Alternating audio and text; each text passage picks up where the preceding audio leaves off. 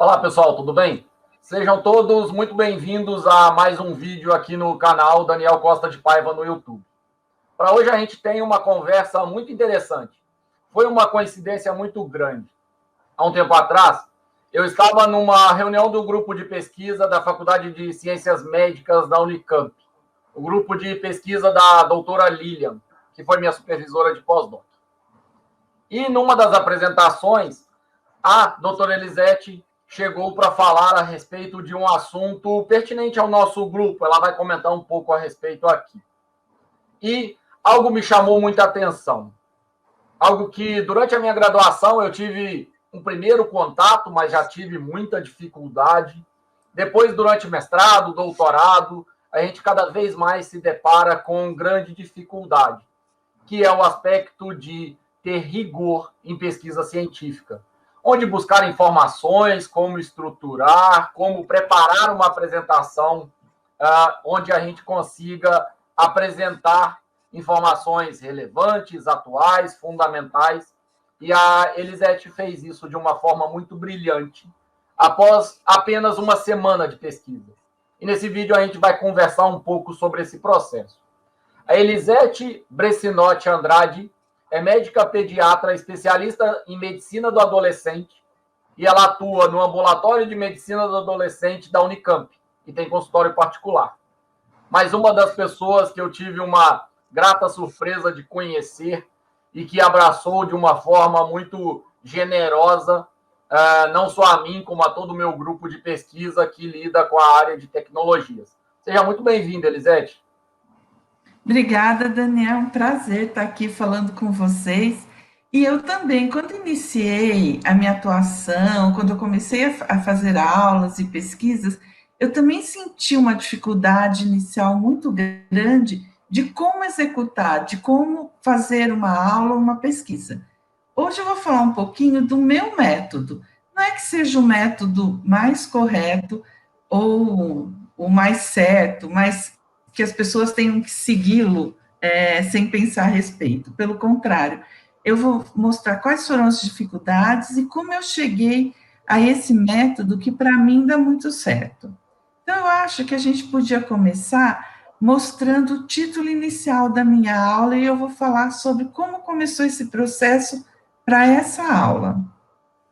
Eu acho que é legal, Elisete, a gente comentar aqui com todo mundo que é o seguinte: nós não estamos aqui tentando entregar uma receita de bolo ou algo pronto, mas é compartilhar com cada um de vocês a nossa experiência de bater cabeça, lutar muito, tentar descobrir caminhos e hoje conseguir, de uma forma materializada, preparar uma apresentação muito interessante com um período curto, mas sem deixar de lado o rigor, a relevância e a abrangência do estudo.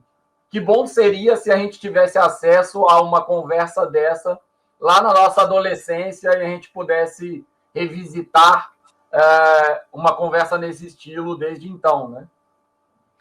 Então, eu também concordo com você.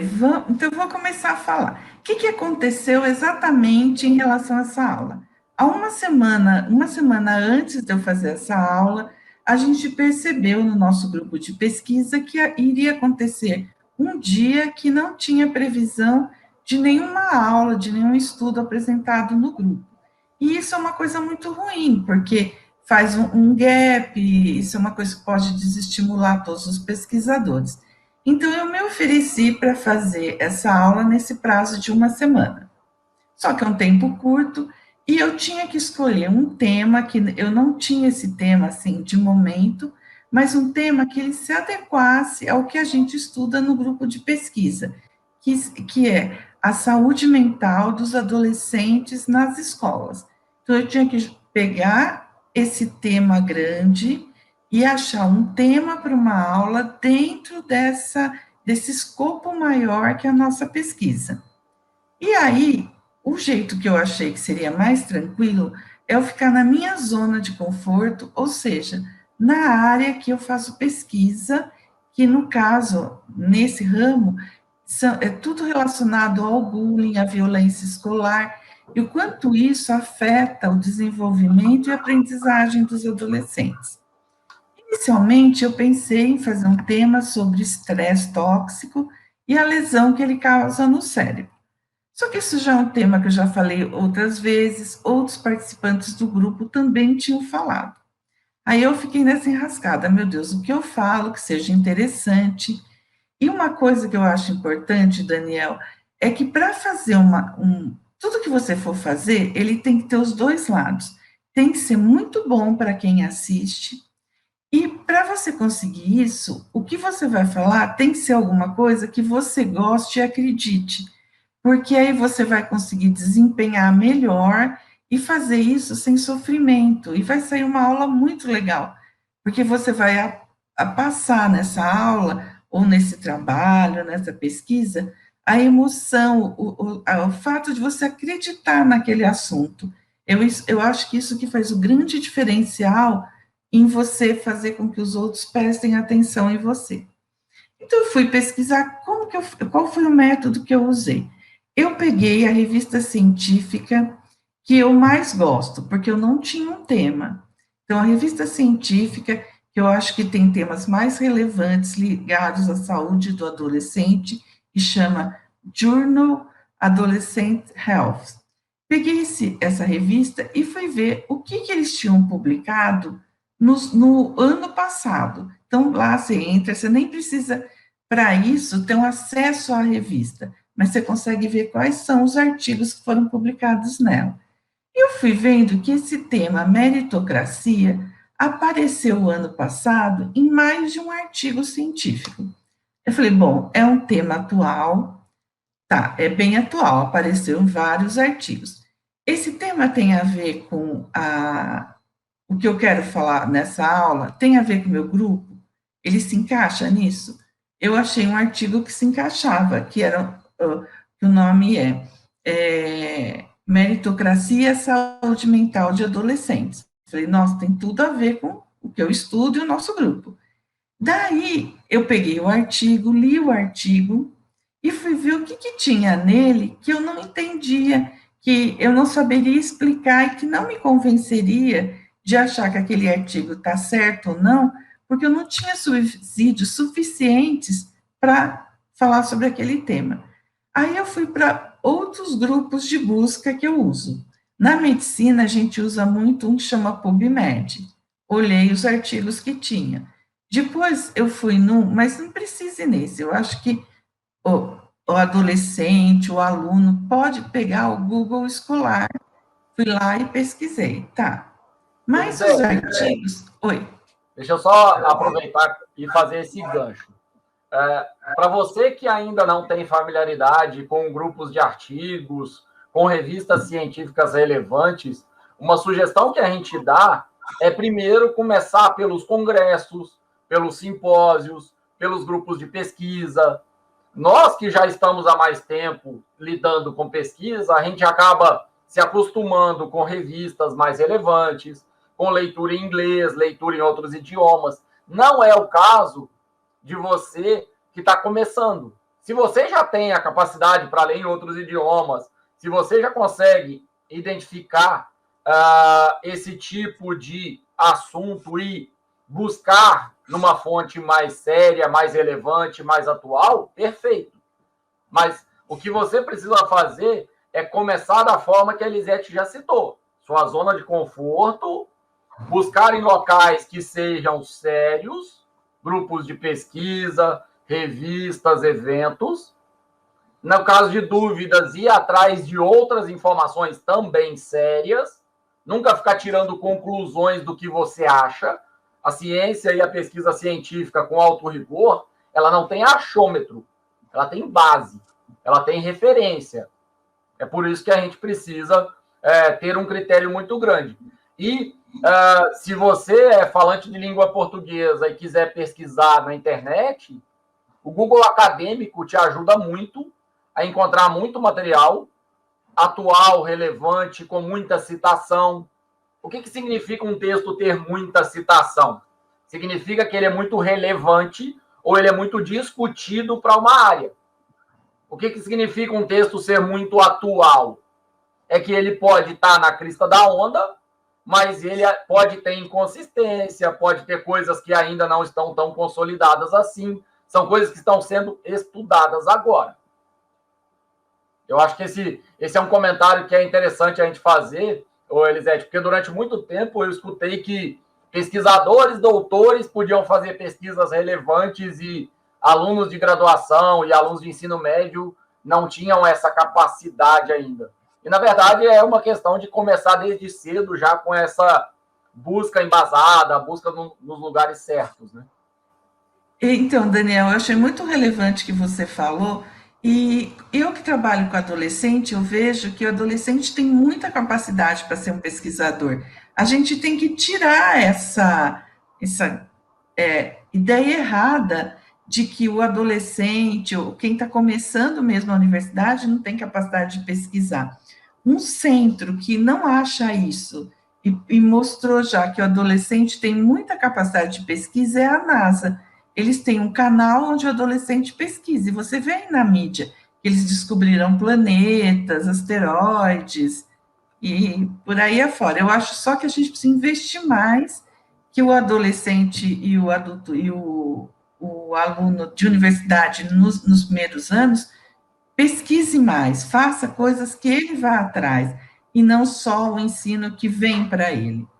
Bom, mas isso que você falou, então, eu fiz isso, procurei, porque eu tenho facilidade nesses sites de pesquisa, mas eu também olhei na internet aberta, no Google, para ver o quanto se falava sobre o assunto. E não só, claro, eu fiz depois um filtro muito grande para ver o que falava, se falavam bem, se falavam mal. Por quê? Em especial, esse termo meritocracia, ele é muito mal entendido. Por isso que eu vi tudo o que tinha, dei uma boa olhada no Google, em umas revistas nacionais e internacionais relevantes, jornais relevantes, jornais que eu sei que são idôneos, que têm uma visão mais crítica e não tendenciosa a A ou B. Então, isso eu também fiz. Eu fiz uma busca muito grande do que se falava sobre o tema meritocracia. Por quê? Quando eu li aquele artigo científico, eu achei que ele ia muito para a pesquisa, mas deixava muitos buracos para o entendimento do que é a meritocracia. Eu precisava entender o que ela era para aí poder saber como ela afetava o adolescente. Então, vamos para o segundo slide, que para a gente ir para mais um ponto que eu quero falar a respeito. Eu falei que eu ia falar sobre esse tema. Aí, esse segundo slide, eu fiz um slide que chamasse, que seria assim, eu acho sempre legal isso, um slide que desperte a atenção de quem está assistindo para o tema. Então, e já dá mais ou menos uma linha de onde eu quero chegar. Então, é uma figura bastante comum sobre o tema na internet, que ele fala que para uma seleção justa, todos teriam que subir na árvore.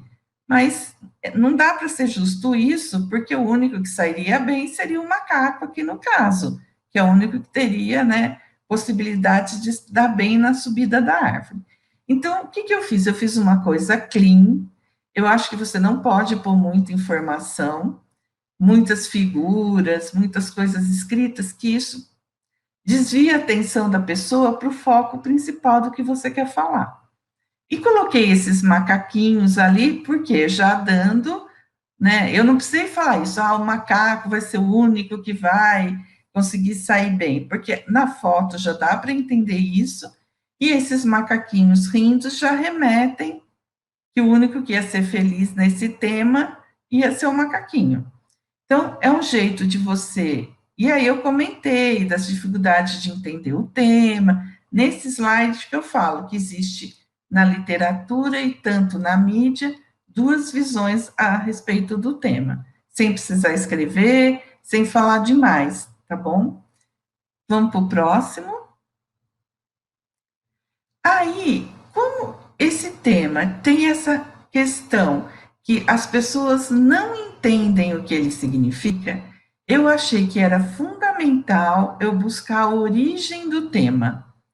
quem criou esse tema, onde, por que foi criado esse tema, e aí eu fui buscar em vários sites de pesquisa, eu fui buscando, vendo onde falava, e aí caí até o que o Daniel falou, eu punho o tema, muitas vezes ia para alguma tese que estava na internet, ou eu ia para uma universidade, às vezes você põe o tema, e eu sempre tento pôr o tema em português e em inglês, que aí eu vou selecionando.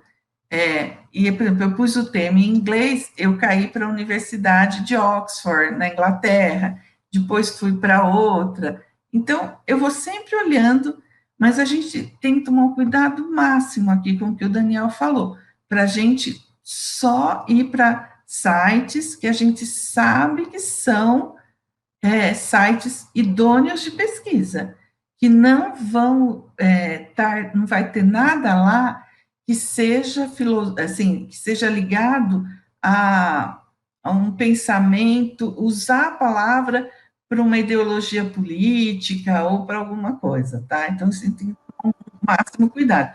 E comentar duas coisas a respeito da nossa área, que é a área de tecnologia, que é assim, ó, uma página específica de uma universidade pode hospedar um blog de um professor com a opinião pessoal dele. Além disso, qualquer pessoa física, qualquer pessoa do mundo pode criar um site. Então, por que a gente tem que ter muito critério ao colher essas informações e ao analisar essas informações, pegar de vários lugares, comparar uma com a outra, aquilo que faz sentido para a gente, citar de onde a gente tirou? Porque a gente não pode assumir como verdade a informação que a gente viu em apenas um lugar, cuja origem é duvidosa. Inclusive, muita gente na academia tem uma crítica grande ao Wikipedia, ou Wikipédia, e eu gosto muito de indicar e de usar o Wikipedia para fazer buscas iniciais. Se eu não sei os nomes que são utilizados em determinadas áreas, um dos primeiros lugares que eu vou ler o conceito é lá. Só que, para você que está acompanhando esse vídeo, você sabia que um verbete do Wikipedia pode ser editado por você, por mim, por qualquer pessoa? E que, se alguém denuncia, aí sim esse verbete vai ser avaliado, verificado? Então, a gente tem que tomar cuidado com repositórios de informações que podem ter fundamento, serem informações extremamente relevantes, ou serem informações com algum interesse ou até com algum descuido. Por isso que a gente está falando aqui da qualidade da busca, do percurso que você vai utilizar para a apresentação, do posicionamento crítico. Não tem problema você buscar numa fonte e discordar da fonte, mas você precisa buscar, apresentar o ponto de vista de lá, e aí você diz claramente, olha, o meu ponto de vista é diferente. O meu ponto de vista tem essa semelhança e essa diferença. Não tem problema algum. Agora, parta de algum lugar. Não tente reinventar a roda. Tente entender como é que a academia, como é que o mundo todo está discutindo o assunto. E veja os diferentes pontos de vista. Por isso que é importante essa busca ampla. Porque eu mesmo tinha alguns vieses, quer dizer assim, algumas ideias um pouco distorcidas a respeito desse tema. Então, foi muito importante para mim saber quem criou esse tema e por que criou, porque aí ele deu todo sentido. A partir do momento que eu peguei a descrição do que o tema significava, de onde ele foi criado, é que eu consegui fazer a aula.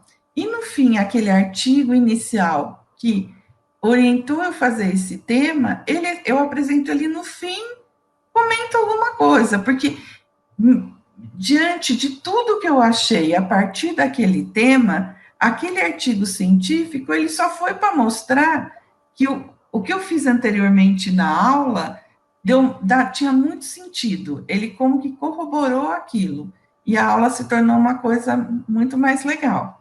Então, no caso da meritocracia, eu fui buscar quem é que fez. Primeiro aqui, eu coloco do dicionário do Ruais, que eu até esqueci de citar, mas isso eu peguei do Ruais, o que significa meritocracia, que é o poder do mérito. E que, no caso aqui, ele fala que o seu sucesso depende única e exclusivamente do seu esforço e dedicação. Então, no dicionário está assim, tá? Vamos para o próximo, por favor, Daniel. Só uma coisa, Elisete. Você esqueceu de colocar aqui no texto, mas tanto lá na apresentação no dia no nosso grupo, quanto aqui, você está citando e mencionando. Ou seja, o slide ele não é um documento sozinho, separado. Ele é um documento que vem acompanhado de uma apresentação e do apresentador ou da apresentadora. Então, vejam, é preciso dar os determinados créditos, mas precisa estar explicitamente escrito no slide se você considera que esse slide vai ser disponibilizado separadamente. Como ele está sendo usado sempre pela Elisete com a apresentação dela, você tirar só o slide é você tirar de contexto a conversa que está acontecendo. Então, ela precisa citar a referência, citar a origem da informação, mas não precisa estar diretamente colocada ali no slide. Lembrem-se, colocar a referência no slide significa que esse slide pode ser visto por alguém que não assistiu à conversa, à palestra, e por isso a pessoa vai precisar das informações colocadas diretamente ali. Ok? Eu gosto, para falar a verdade, sempre de pôr, nem que seja pequenininho, uma referência. Um problema que também, quando você está montando um slide, é que você tem que escolher adequadamente. A aula, ela é como se fosse uma apresentação de uma televisão, ela tem o visual dela é muito importante. Então, primeiro, o seu slide, você tem que escolher o template, qual é a base do seu slide. Ou você faz um, ou você pega um disponível. Eu sempre acho que o mais simples é o melhor, né? Aquela máxima da decoração, less is more. Quanto mais simples o seu slide for, mais o conteúdo vai aparecer. Ele não pode ser tão simples para não ser visualmente chato, mas ele não pode ser muito carregado, porque ele vai cansar a audiência. Excesso de informação visual vai atrapalhar a questão de prestar atenção no slide. Esqueci agora a palavra, mas de você prestar atenção. Então, olha, eu escolhi um slide simples. Eu tenho uma tendência a gostar que ele tenha cor fria. Eu acho que é mais fácil, mas isso não tem nenhuma lei, tá? Mas o importante é que ele seja simples, que ele tenha pouca coisa escrita, que você use uma letra fácil de você ver. Como que você testa? Põe na sua tela inteira e fica bem longe. Se você conseguir ver direitinho, é um sinal que todo mundo vai enxergar. Tentar usar o tamanho da letra, o ideal seria você usar o tamanho 28, mas aí, às vezes, não cabe tudo, você tem que fazer muitos slides. Mas eu sempre tento ficar acima de 20 e sempre que possível no 24, tá? Porque você consegue ler, e você também um slide cheio de coisa, não precisa do apresentador, aí você escreve um texto, tá? Então, você tem que dar no seu slide a possibilidade de, quando você está apresentando, você explicar aquilo, né? Que eu acho que passa mais informação do que o slide sozinho. Ele é um guia para quem está apresentando apenas, tá? Então, você tem que passar informações, porque quando você fala, você dá entonação de voz, você relaciona com alguma coisa, isso torna a aula muito mais agradável. Eu acho legal, Elisete, colocar a referência no slide também, até para a gente não ter risco de nervosismo, né? Então, qualquer pessoa, na hora de fazer a apresentação, vai ficar meio nervoso, meio ansioso, se vai dar tempo, se não vai dar tempo. E a hora que você tem todas as informações no slide, por mais que você, porventura, pode esquecer de mencionar, a informação está ali. Então, e amanhã ou depois, quando você vai reaproveitar o material, você também não tem que ficar lembrando, de onde eu tirei isso, de onde eu peguei aquilo. Então, é muito uma precaução e uma questão de interesse nosso de de ter essa informação consolidada, disponibilizar isso para um aluno, para um colega, sem ficar com a necessidade de mandar um vídeo que, poxa, é muito maior, é muito mais pesado, é muito mais demorado para acompanhar, para assistir, coisas do tipo. Uhum. Então, aí, nessa minha busca, eu vi que quem criou esse tema foi esse professor chamado Michael Young, que ele escreveu um livro que até não tem em português, e também não tem, você tem que, tem para vender nas livrarias, mas não tem em português, que chama The Rise of Meritocracy, que, na verdade, ele escreveu esse livro como ele criou esse termo, meritocracia. Esse é um termo pejorativo. E até então, eu não tinha, até fazer essa aula, há uma semana atrás, eu não tinha ideia que a origem do termo meritocracia foi criado de forma pejorativa. Que a grande preocupação dele é como é que se estava fazendo o uso dessa meritocracia e o impacto que ela tinha nas pessoas.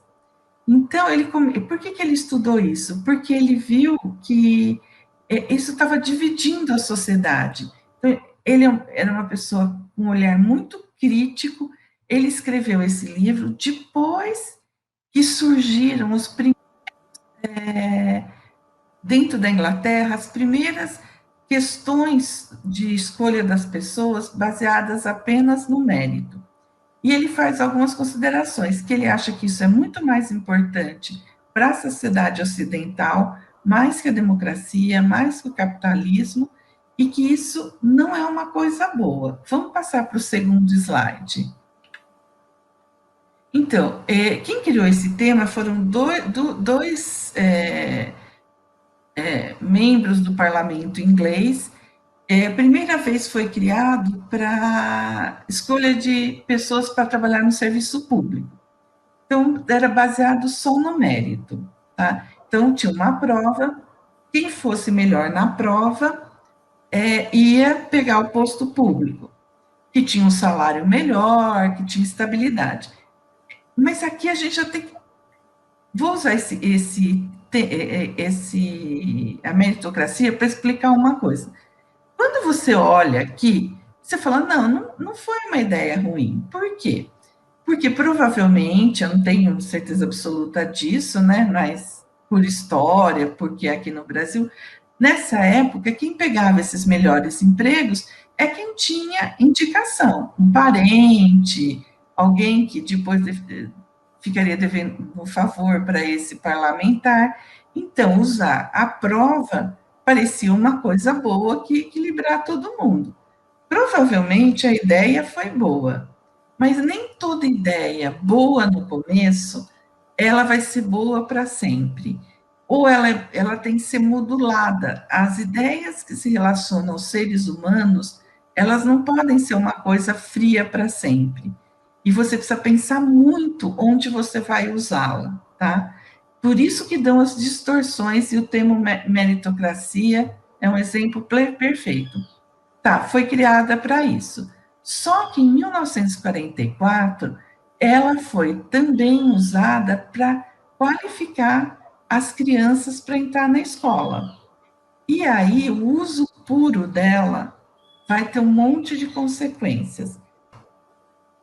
Então, o que o Michael Young fez? Ele começou a estudar esse termo, já tendo como base essa seleção dessas crianças e das outras pessoas que passavam, entravam na universidade, nos empregos, unicamente baseado na meritocracia.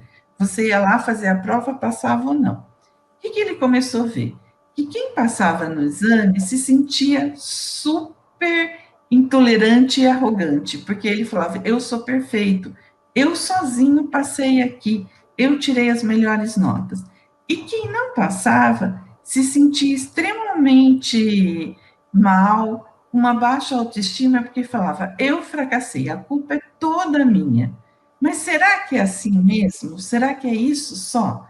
Que nas relações das pessoas é o que importa? E aí aconteceu uma outra coisa. plutocracia também foi um termo que não é habitual para mim, não lembro se eu já ouvi ou não, mas que aí estudando eu fui pesquisar. É o poder de quem tem dinheiro, de quem já está no poder financeiramente. Então, hoje em dia juntou-se meritocracia e dinheiro.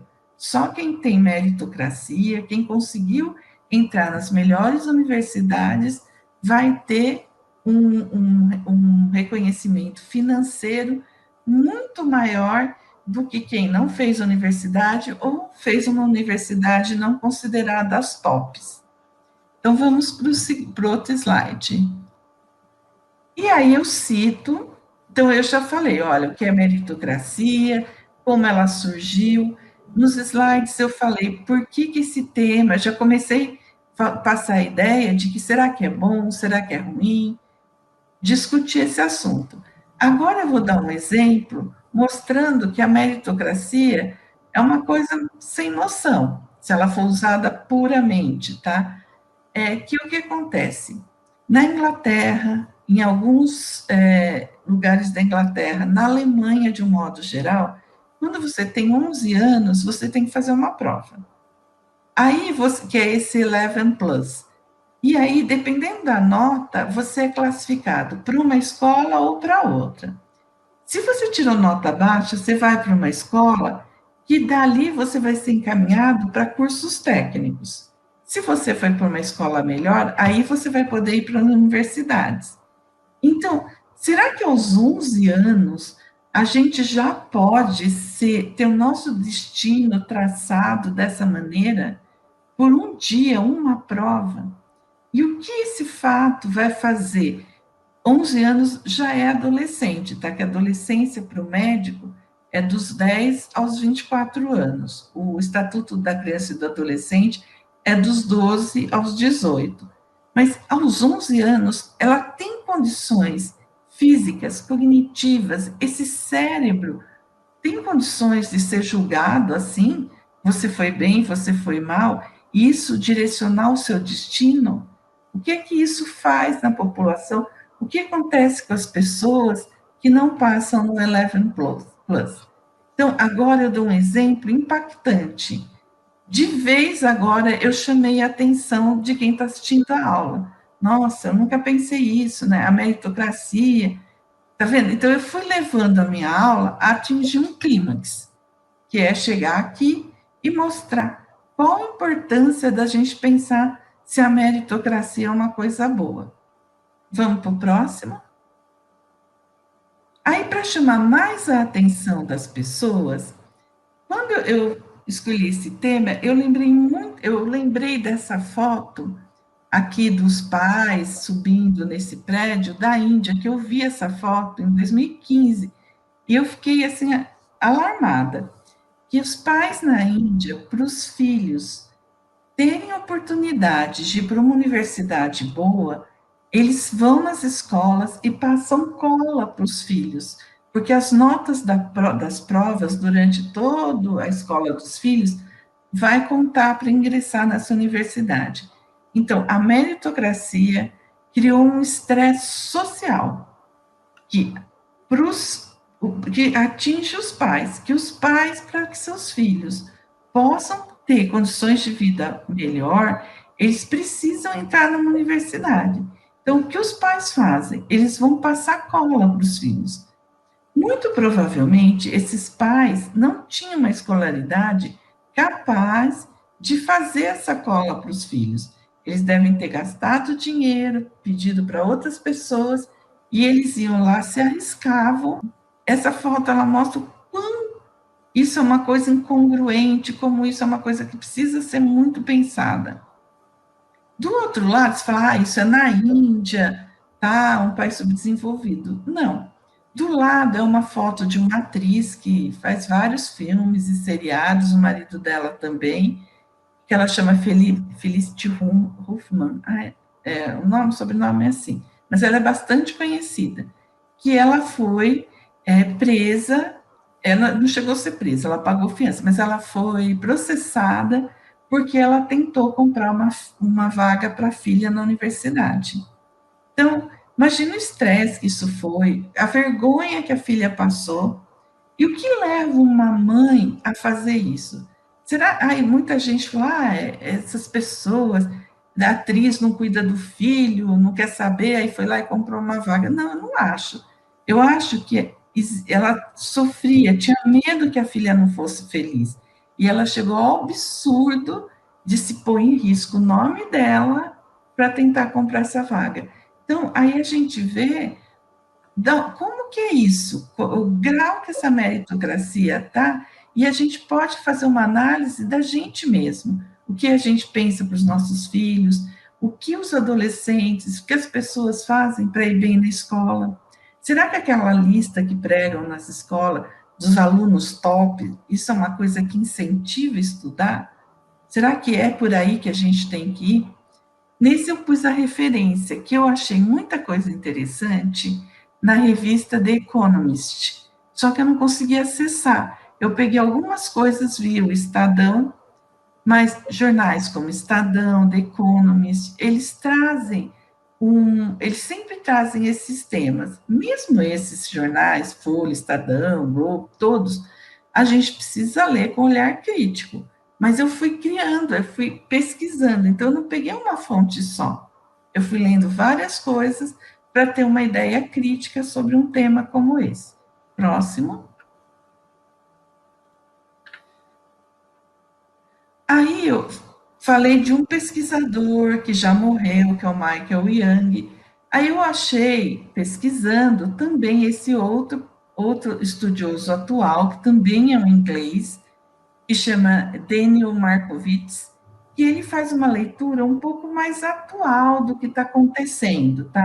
E ele, usando pesquisas atuais, mostra que muitas vezes quem está teoricamente menos capacitado, visto pelo ângulo da meritocracia, ele devolve muito mais para a sociedade, ele é muito mais importante para a sociedade do que alguém que fez topo da universidade e ele tem um salário alto, mas o que ele retorna para a sociedade é muito pouco, tá? Então, ele discute isso, né? Essa meritocracia, ela vai acarretar bem financeiro para poucos. Ou seja, a meritocracia, tá vendo? Está perpetuando a riqueza para os ricos. Porque quem consegue para melhor universidade é quem conseguiu estudar, fazer uma escola boa. Então, agora a gente já começa a pensar o que que leva uma pessoa a conseguir a meritocracia, que seriam as notas boas? É o esforço próprio dela? Ou é as possibilidades que ela teve na vida para poder desenvolver todo o potencial intelectual dela? A meritocracia depende da vontade da pessoa de ir para frente, quer dizer que quem não vai, então, quem não vai bem na escola é um aluno preguiçoso. Como eu disse, tudo pode ter aluno preguiçoso? Pode, mas a maioria é porque ele não tem possibilidade de estudar, de estar num ambiente que estimule isso. Então, por trás de ir bem na escola, entrar numa boa universidade, existe um mundo. A meritocracia é a pontinha do iceberg. Embaixo, aquele iceberg imenso, que vão ser todas as possibilidades, tudo o que aconteceu na sua vida, que vai fazer você poder tirar nota boa. Vamos para o próximo. Comentar uma coisa, Elisete, que é assim, a gente aqui não está discutindo uma área ou outra do conhecimento. A gente está mostrando para vocês o seguinte, no nosso grupo de pesquisa, por exemplo, a gente tem histórico de um aluno quadrinista que gosta de desenhar quadrinhos, que é formado em História, teve nota 10 no mestrado em Ensino, porque ele está fazendo o que ele gosta pra caramba e teve alto rigor científico.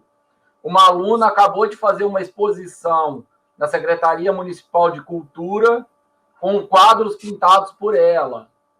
Um outro aluno saiu do curso de computação e empregado numa grande empresa multinacional. Então, assim, a questão de meritocracia e do rigor científico está associado a fazer muito o que você gosta. Claro, ter método, ter um sistema para você fazer um passo a passo, que a gente está tentando conversar aqui, a Elisete mostrar a experiência dela, mas na área que você gosta. E, claro, vai ter que suar, vai ter que cansar, vai ter que correr atrás pra caramba. Não é meritocracia porque é filho do pobre ou porque é filho do rico.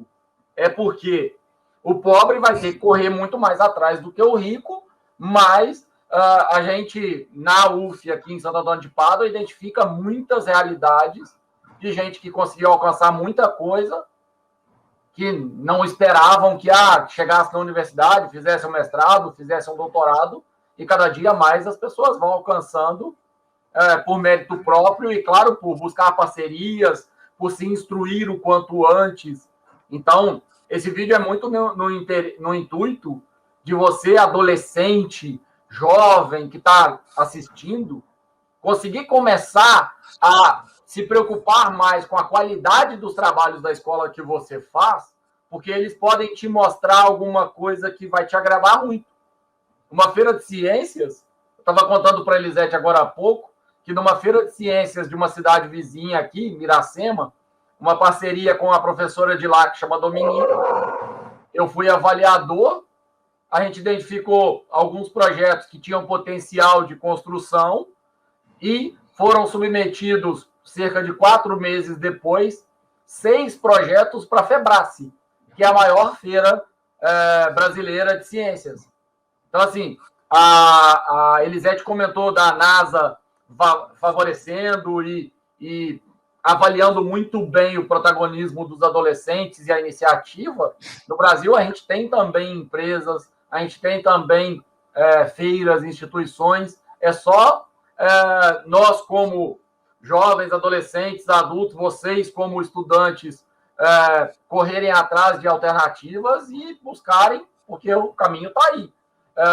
No nosso tempo, as coisas eram mais difíceis, né, Elisete? A gente tinha que se deslocar para bibliotecas, tinha que se deslocar de uma cidade para outra para procurar informação, mas agora a gente está à completa disposição para ajudar vocês no que a gente pode, mas com certeza vocês conseguem percorrer um caminho mais curto, ou ir com desafios diferentes dos nossos, porque vocês conseguem entender um pouco da nossa experiência e se aproveitar um pouco do que a gente pode passar. Então, fiquem à vontade para aproveitar, para tirar dúvida, para comentar, para procurar a gente para parceria. A gente está sempre à disposição e eu gosto de dizer que a gente é ponte, Elisete, para tentar desburocratizar um pouco o sistema que tem burocracias demais. Então, essa questão da meritocracia é para todos ter oportunidade e reconhecimento do seu esforço. Não o que eu vou querer dizer aqui é que a gente dar oportunidade a todos, a olhar as pessoas com uma visão mais aberta. Mas, lógico, você tem que ir atrás, não tem jeito.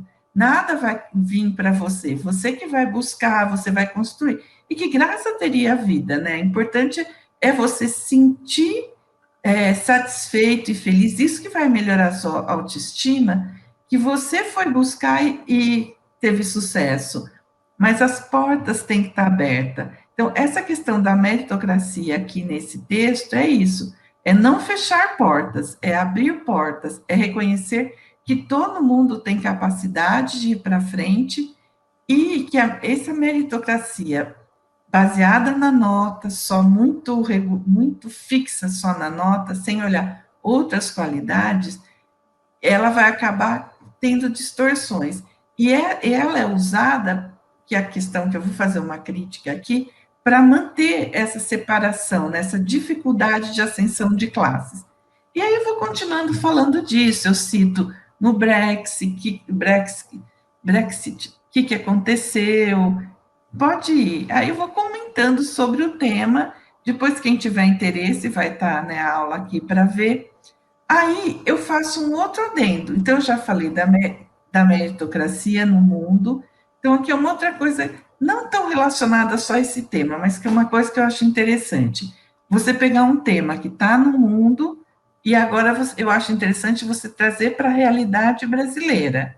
Então, aí eu falo, tá, a meritocracia começou lá na Inglaterra e aqui no Brasil. Quando ela começou a ser usado esse termo?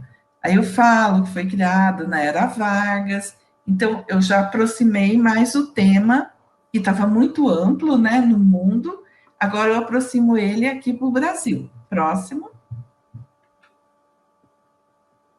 E agora eu trago ele para a escola, que é a questão do meu grupo de pesquisa. Então, falei no mundo, como ele surgiu, como que é lá. Agora eu vou aproximar ele daquele artigo inicial que eu queria apresentar, da questão da meritocracia na escola e qual a influência disso na saúde mental dos alunos. Então, eu ponho uma outra imagem também bem clean, que já vai trazer a ideia de que tem uma saída ali, uma partida diferente, que não é igual para todo mundo. Vai remeter aquele primeiro slide da subida na árvore. O próximo. Aqui eu vou trazer algumas questões relacionadas à escola. Então, falando que isso vai. Como é que é feito aqui no Brasil a meritocracia? Então, para além do que está escrito, eu vou explicar que não existe. O MEC não centraliza, que são os estados que veem isso, cada estado faz. Eu falo que é muito difícil essa pesquisa, você não tem acesso, é difícil você pesquisar no MEC, é difícil você pesquisar no IBGE, assim, o dado puro. E aí eu conto um pouco disso. Depois eu trago que isso é uma preocupação no Brasil, que teve aqui em Campinas uma reunião, que vários educadores já se mostraram preocupados com a questão da meritocracia. Aqui eu trago um dado mais recente que eu consegui pegar do MEC, e ponho até a referência para a pessoa poder entrar. E embaixo, acessado em, toda vez que você puser alguma coisa da internet, citando a internet, é bom você pôr o dia que você acessou, porque a pessoa pode entrar nesse link e já ter tido uma mudança lá. Então, ela precisa saber que quando você acessou esse link, estava isso daí. Aí eu explico um pouco que o problema ó, que está ligando a meritocracia, a financiamento da universidade, que problema que tem. Então, eu vou contextualizando isso dentro da educação no Brasil. Pode ir para o próximo, Daniel, por favor? E aí eu trago, mas só com falar da meritocracia, eu achei que ia ficar faltando. Aí eu falo como que é a universidade no Brasil.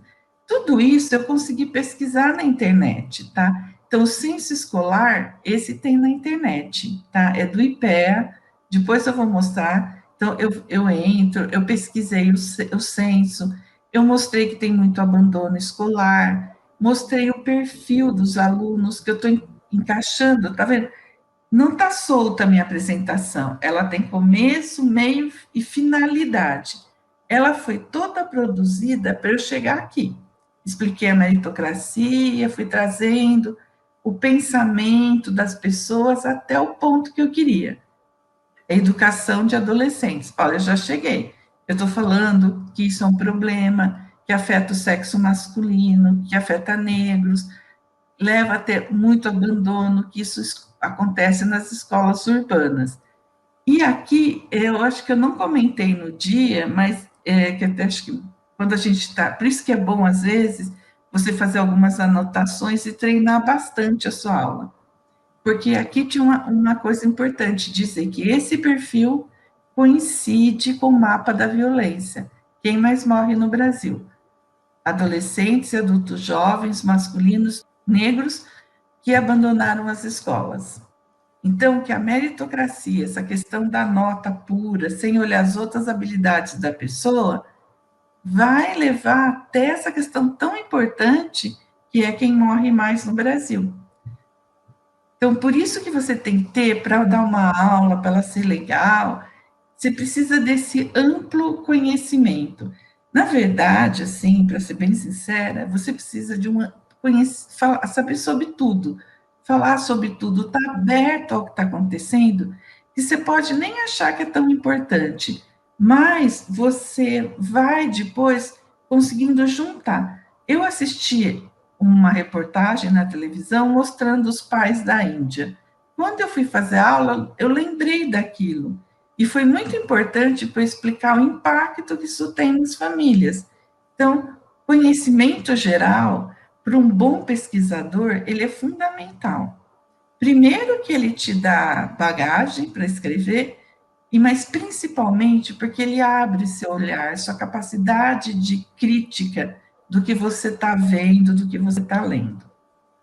Só comentar uma coisa, Elisete, porque, por exemplo, os adolescentes às vezes têm uma questão de receio, até de medo, de chegar na sala de aula numa apresentação de trabalho e falar da experiência que eles têm com o jogo, com um programa de TV, com coisas desse tipo.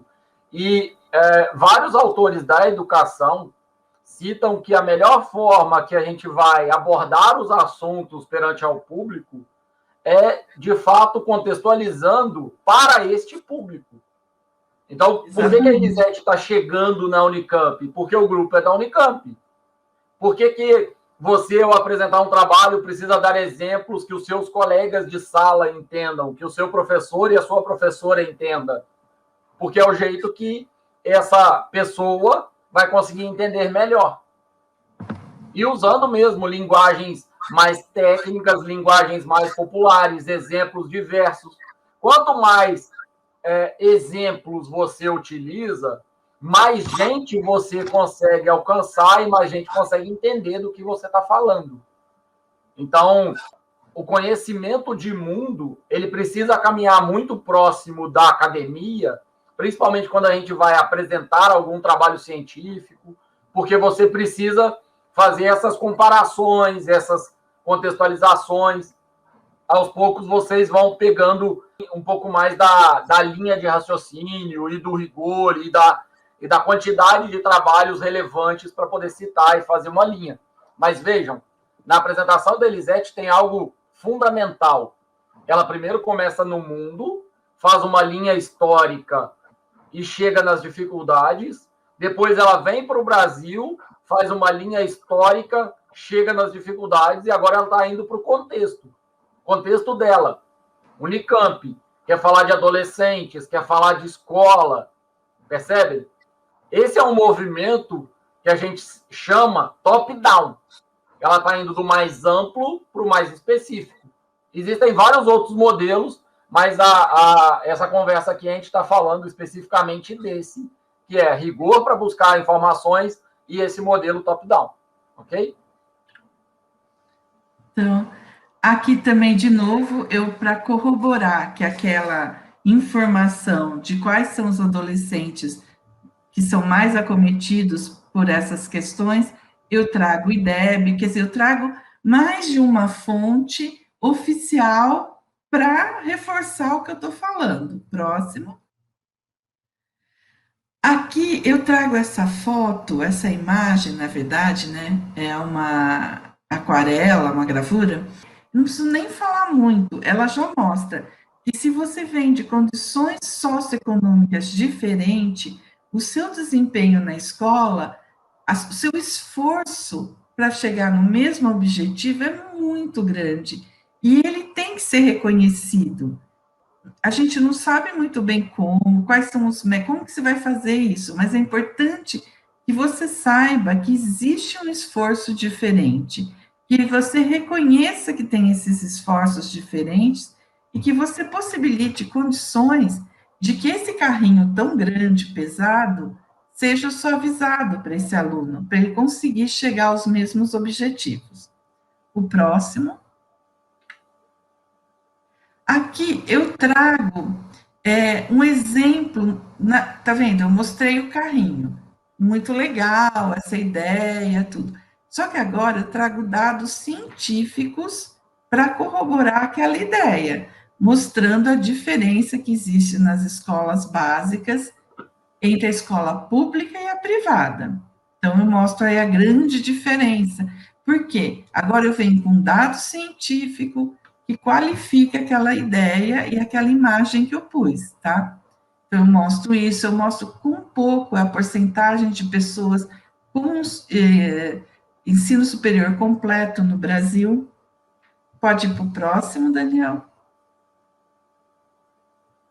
E aí eu vou entrar um pouco em como isso tem a ver com o desenvolvimento, com a saúde mental das pessoas. Então, eu estou linkando o meu assunto. O meu tema não era meritocracia e a saúde mental dos adolescentes. Está vendo que eu estou caminhando? Eu não posso pôr um tema lá da aula e não chegar nenhum nada nele. Então, eu optei por esse método. Eu podia também ter feito outros métodos, mas para cada tema que você vai dar, para cada público que você vai falar, é importante você escolher a opção que mais vai dar certo, mais vai combinar. Existem técnicas que a gente pode, o Daniel, outras, ir mostrando aos poucos. Nesse caso, eu escolhi essa. Então, eu fui afunilando, ó. Fui falando, agora eu já estou na saúde mental. Eu estou dizendo que ir mal na escola é uma marca de exclusão. Uma das principais causas de bullying hoje em dia são os alunos que vão mal. Então, eles não vão bem, têm uma autoestima baixa, e isso provavelmente propicia que eles sejam mais alvos de bullying. E o que acontece, que é um grande problema, quando o aluno vai mal na escola, repete vários anos, ele abandona a escola, tá? Ele começa a ficar desestimulado, a sofrer muitas agressões, ele abandona. Quando ele abandona, ele passa, não existe, o sistema não vê mais o adolescente, ele some, porque a escola é onde você faz todas as pesquisas, você sabe desse adolescente. Então, ele vira um invisível, ele desaparece. Você não sabe mais dele, você só vai descobrir a hora que ele entrar para a estatística de óbitos. Então, isso é uma coisa muito grave, é uma coisa muito importante que a escola tem que pensar, a escola primária, o ensino fundamental, 1, 2 e o 3, que seria o ensino médio, ele precisa ser revisto no Brasil, para que os adolescentes não virem invisíveis. Próximo. Aí eu trago, tá, então eu falei disso, agora eu fiz uma coisinha, fiz um adendo aqui. Eu voltei para o mundo para trazer um alerta. Então eu estou falando que isso é. Por que eu fiz essa volta para o mundo? Porque isso vai corroborar a minha ideia e a minha linha de exposição e do que eu acho da meritocracia, mostrando que talvez só nota, esse Enem, esse exame, essa prova única, não seja uma boa coisa. Para isso, aqui no Brasil, a gente tem o Enem. Então, eu precisei de exemplos para corroborar essa minha ideia. E eu mostro a Coreia, que é um país que todo mundo acha que assim, as pessoas estudam muito, tiram notas ótimas, e aí eu comparo ele com outro país, que é o Canadá. E põe a classificação deles no PISA. Esse PISA é um estudo mundial feito pelo CDE que classifica os países quanto à educação. Então, na Coreia, é uma coisa neurótica, é um absurdo. O país para, os alunos estudam assim demais o tempo inteiro para passar e ir para essas universidades melhores. E aí eu ponho a fala de uma dessas alunas, que é assim, se você não for para uma dessas 3 universidades lá, que são as top, você vai ser julgado com base no seu diploma. Tudo lá vai depender do diploma da universidade. Se não é de uma universidade top, você não vai para a pilha dos currículos a serem escolhidos. Então, para você ver quanto isso é importante lá e como é dramático. E é um nono colocado no PISA. Aí, o próximo slide, eu vou falar a respeito do Canadá. O Canadá é o 6º no PISA. E o Canadá, ele faz o seguinte, ele olha as notas dos 2 últimos anos do ensino médio e a escola é descentralizada, não tem um MEC assim, é por estado, o que eles fazem? Eles valorizam muito o professor, e o professor tem liberdade para montar o ensino. Por quê? Eles perceberam que se o professor ele vai adequar o ensino àquele lugar, àquela condição daquela sociedade que ele está. A escola ela está inserida numa sociedade que é muito diversa, mesmo aqui no Brasil. Será que o ensino ser de um jeito em São Paulo e outro no Amazonas, e do mesmo jeito no Amazonas, vai conseguir sensibilizar aqueles alunos? Ou o professor poderia escolher uma metodologia, exemplos, coisas que tivessem mais de acordo com eles? Então, no Canadá é assim, ele fica em sexto no PISA, mas tem muitas outras coisas a considerar. Lá, a maioria dos alunos vão bem, não tem um residual de alunos que vão mal, todos vão bem. Então, eles vão todos na mesma média.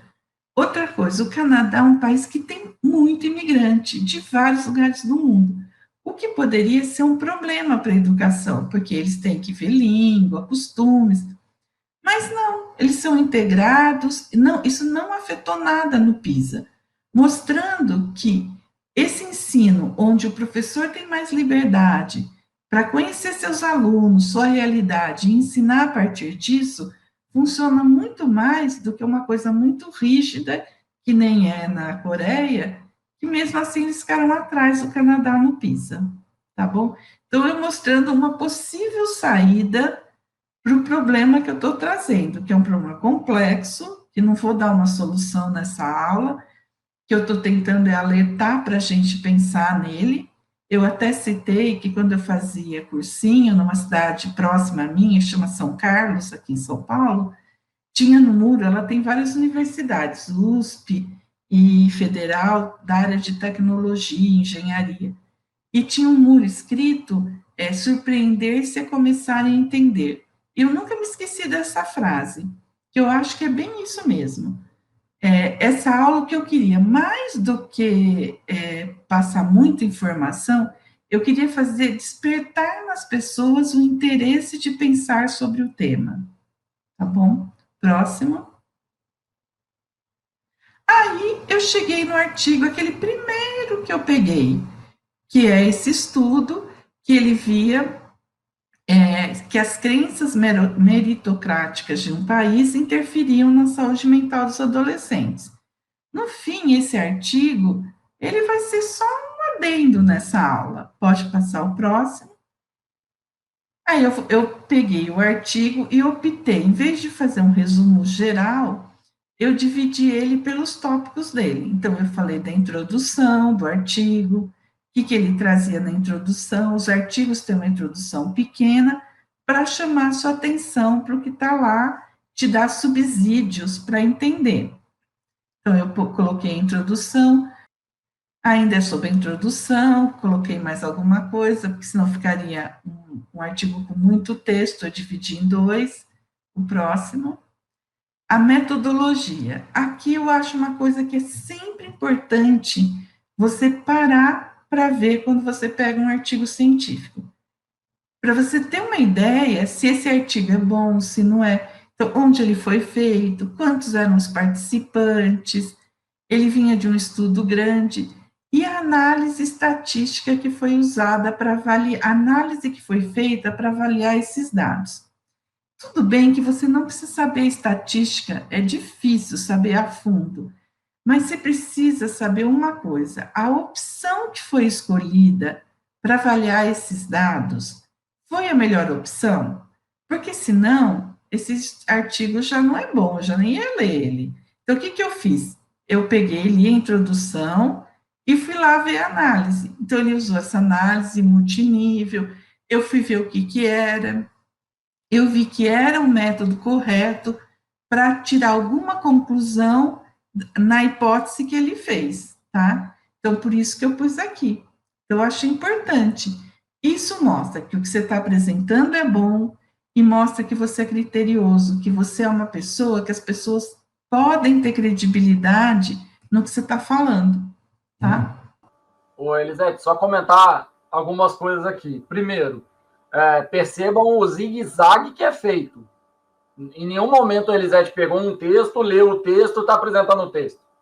Pegou um texto como base, está seguindo a linha dele e preenchendo com um monte de outras coisas, e agora ela está falando do texto base. A outra coisa, não significa que você, para ler um texto em outro idioma, precisa ser fluente no outro idioma. Nesse caso, a Elisete acabou de citar uma técnica, inclusive, que durante meu doutorado eu fiz vários cursos de inglês, e num dos cursos era inglês instrumental. E lá eles falaram de umas técnicas que, inclusive, eu vou citar num outro artigo aqui, num outro vídeo, desculpa, aqui no mesmo canal. Se vocês procurarem, tem lá as dicas para a prova de proficiência em inglês, que se não está no ar, daqui a alguns dias sai, que eu já gravei esse vídeo, que foi tudo que eu aprendi estudando para provas de proficiência de mestrado, de doutorado. E uma das técnicas é exatamente você pegar o texto e procurar o que tecnicamente se chama de marcas tipográficas. Vou traduzir isso por um português mais popular, né? É olhar número, gráfico, imagem, figura, tabela. Por quê? Você não precisa saber inglês, grego, espanhol, italiano, nada disso, para você conseguir bater o olho num gráfico e ver se a tendência é da curva subir ou descer. Você não precisa saber língua nenhuma para você bater o olho na metodologia e identificar lá que tem um intervalo entre 11 e 15. Se tem 11 e 15, você imagina que esse 11 e 15 seja data, idade, faixa etária. Se tivesse um barra seria um intervalo de data, um período de tempo.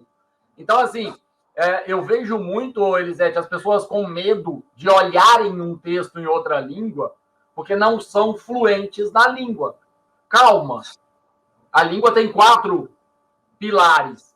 Você pode saber um pouco de um deles, que é leitura. Você não precisa saber comunicação, saber audição e nem saber escrita. Você pode saber um pouco da leitura e aprimorar a sua proficiência em leitura.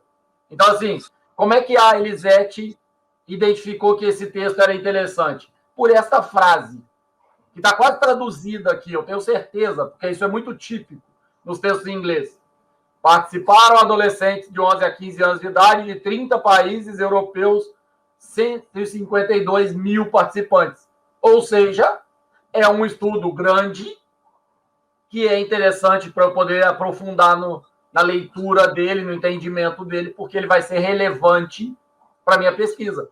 E a hora que as pessoas estão assistindo você falar, elas vão gostar muito do que você está falando, porque elas vão perceber que você teve critério para fazer a busca que foi a origem, que foi o início da história toda.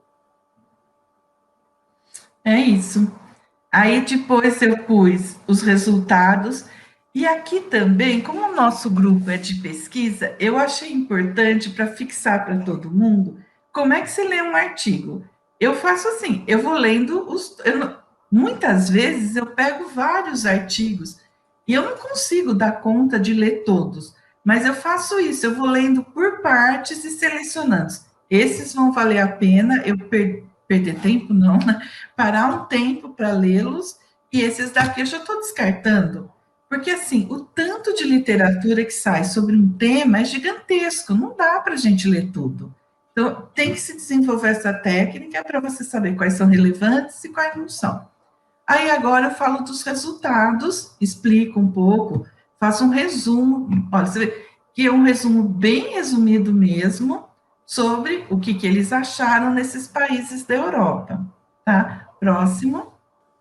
Aí vou falando dos resultados, porque, no fim, esse artigo, ele só está corroborando, mostrando que tudo aquilo que eu falei. Então, eu não preciso me explicar ele inteirinho. Ele não tem aqui eu não estou discutindo esse artigo, eu estou discutindo esse contexto.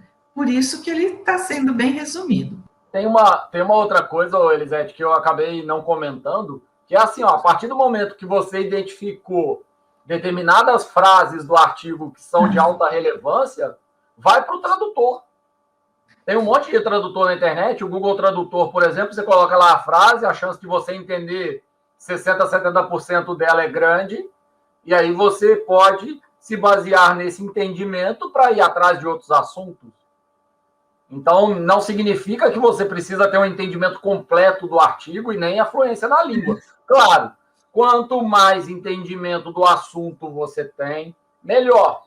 Quanto mais entendimento da língua você tem, melhor. Quanto mais rigor você tem ao selecionar a fonte, melhor. Mas a gente está dizendo assim, ó, comece já a experimentar coisas com maior rigor, com maior relevância, porque as suas apresentações vão ser muito mais interessantes. E faz parte da comunidade educacional a sua vontade, o seu protagonismo, para parar de apresentar trabalhos que todo mundo apresentou. Eu apresentei na minha época de escola, Elisete apresentou, seus pais apresentaram. Então, são oportunidades que você tem de procurar informações atuais, procurar informações relevantes, pensar se é aquela área que você gosta. Quem sabe, numa disciplina de 6º ano ou de 7º ano, você identifica uma área que te interessa estudar, se dedicar e seguir a sua carreira e ser feliz na vida. Pode ser. E tem o Lingui, eu faço assim, mesmo quando eu estou lendo, tem hora que eu não entendo. Meu inglês, eu não consigo entender aquilo. Por exemplo, esse daqui que era um europeu, traduzido para o inglês, tinha hora que eu não entendia muito bem. O que eu fazia? Eu punha no Google Tradutor, ficava com dúvida, eu ia num outro dicionário que chama Lingui, com 2 Es, traduzia aquela frase, lia de novo, até eu ter certeza que eu estava entendendo corretamente para passar à frente. Mas eu uso, eu não tenho vergonha. Se eu não estou entendendo, eu peço. Se é uma coisa muito relevante, eu peço para alguém que lê melhor inglês que eu. Falo, vê essa frase aqui para mim. Eu estou entendendo correto? Pedir ajuda, fazer isso, não tem problema nenhum. É engraçado que a gente, como não tem essa vivência de ficar escrevendo em inglês e não tem a vivência com outras línguas, a gente acaba inicialmente imaginando que o inglês é uma língua padrão e que vai ser mais fácil de ler. Só que, reparem, você que está acompanhando esse vídeo, repare numa coisa. O português no Brasil, não estou nem falando de português de Portugal, português no Brasil, escrito e falado pelo Rio Grande do Sul, pelo Nordeste, por diferentes estados do Nordeste, pelo Norte, por São Paulo, por moradores do Rio, por moradores de Minas, é completamente diferente. Então, não imagine que você vai pegar um texto para ler sem ter ideia de onde são os autores e que você vai ler um texto porque está em inglês, mas ele está escrito por indianos, por chineses, por alemães, por americanos, por britânicos, que vai ser uma linguagem, uma escrita fluida, fácil de ler, fácil de entender. É muito difícil dependendo da origem, dependendo do assunto. Então, não é vergonha nenhuma você pedir ajuda, você correr atrás de outras alternativas, você usar tradutor. Ao contrário, Elisete está mostrando aqui uma apresentação que ela foi atrás de um monte de fontes, desde o dicionário até notícias atuais de jornais, para fazer uma apresentação extremamente robusta, extremamente com uma linha histórica, fundamentação conceitual, o impacto na área de estudo dela. Então, tenha liberdade para fazer esses estudos e para melhorar o material que você está utilizando para apresentar. Aliás, eu recorro muito ao dicionário de português, porque tem muita palavra que a gente usa errado. Eu admito que eu adoro fazer palavra cruzada, e eu descubro muitas palavras que eu achava que era uma coisa e era outra. Então, termos, quando o termo é muito importante, mesmo em português, eu pesquiso antes para ver se eu estou usando certo, tá? Também acho isso ótimo. Acho muito legal você aprender sempre o correto. Bom, mas voltando à aula, eu fiz tudo aquele caminho, tal. Nesse caso dessa aula, e como no artigo, é importante que a gente dê um fechamento, que tenha uma conclusão. O artigo tem essa conclusão, tá? No caso aqui, ele mostra, ele chegou ao que ele queria, que as crenças meritocráticas dos países interferiram com a saúde mental do adolescente, não foi só as questões socioeconômicas. Mas isso é a conclusão do artigo. Aí vamos para o próximo, que vai ser a conclusão minha, tá?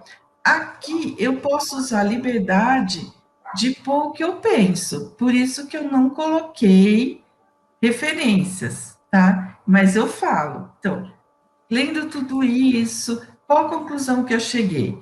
Que as pessoas são levadas a acreditar que existe meritocracia e, em face da discriminação ou do fracasso, elas são mais propensas a culpar a si próprias do que o sistema. Então, e aí, vale a pena eu perder um tempinho e explicar, porque eu trouxe um monte de tema, eu falei, eu despertei o interesse, mas se eu não fizer esse fechamento, isso pode ficar um pouco perdido na cabeça das pessoas, porque eu estudei aquele tema bastante. Então, o que, que eu quis falar? Isso daqui está mostrando o que eu estudei, o que, que eu quero passar para as pessoas, para elas entenderem que a meritocracia, você fracassar, você acaba, ela leva, né? A meritocracia leva meio que você a aceitar como se fosse uma casta. Eu estou nessa casta, eu não posso sair dessa casta. Ela vai gerar uma baixa autoestima. No fundo, o que eu quero dizer é que a meritocracia pode ser um instrumento, ela pode, não é que ela vai ser sempre, nem todo mundo vai usar assim, mas ela pode ser um instrumento de manipulação de uma sociedade, de manter uma sociedade sem brigar pelos seus direitos, tá? Então, aí eu falo, ó, ela gera baixa autoestima, ela perpetua as desigualdades, isso na sociedade. Mas meu tema não é escola, não posso esquecer dele. Então, o meu fechamento final é falando da meritocracia nas escolas. Até a gente ficou, para nosso grupo de pesquisa, de assistir um filme, e eu assisti já esse filme, acho que ele é muito bom, vai casar com muitas coisas do que eu falei, que chama Tigre Branco, que está na Netflix, que é um filme indiano. Então, essa aula, né, se vocês puderem ver, ler até a aula, e depois assistir o filme, eu acho que vai ser um bom exercício para você ver como é que seu pensamento pode melhorar a sua ideia, vai melhorar com vários instrumentos que você tem para melhorar seu raciocínio, seu pensamento sobre as coisas. Então, um filme pode fazer isso, uma aula, um livro, uma frase no muro, quer dizer, toda manifestação que você puder ficar atento, que vai melhorar a sua capacidade de entendimento do mundo, é uma coisa que você não pode deixar. E uma oportunidade de fazer uma aula, eu acho que ela é uma coisa que a gente não pode desperdiçar. Eu sempre estou proposta para fazer uma aula, sempre estou afim, quero, porque o que eu aprendi com essa aula, eu não ia aprender sozinha nunca, eu nem ia ter esse despertar para isso. Então, não percam as oportunidades de poder fazer uma aula, de expor um pensamento. Acho que foi muito legal, Daniel. Quando você quiser, me convide de novo. Gostei muito de participar aqui do seu canal. Espero ter contribuído. Se surgirem dúvidas, questionamentos, depois você me passa, tá bom? Claro, claro, claro. Elisete, então, esses trabalhos de escola que normalmente são mal vistos ou são vistos como só para tirar nota, só para distribuir ponto, eles têm um monte de aspectos, né? Um dos aspectos é o treinamento desses adolescentes para depois participarem de uma entrevista de emprego, de uma relação com empresas, com venda de produtos e coisas assim, mexer com autonomia, liberdade e protagonismo deles. E o que a Elisete está falando é diretamente relacionado a conceitos de ciência cognitiva, que diz o seguinte: a gente aprende mais quando a gente está tentando ensinar alguém. Porque nesse ambiente de ensinar alguém, você vai sempre se perguntar se está certo ou está errado. você vai sempre estar aberto a ouvir outras opiniões. E você vai sempre buscar informações de diferentes fontes. Então, assim, eu quero agradecer muito a Elisete pela conversa que a gente teve aqui agora. Eu acho que a gente conseguiu, num curto espaço, ter não apenas uma sistematização, né, um exemplo de método para se pesquisar em uma semana um assunto que gosta, em bases relevantes, e trazer a apresentação, que é um tema absurdamente relevante, atual e muito discutido, e a gente precisa discutir mesmo. E eu acho que a gente precisa cada vez mais de ideias novas.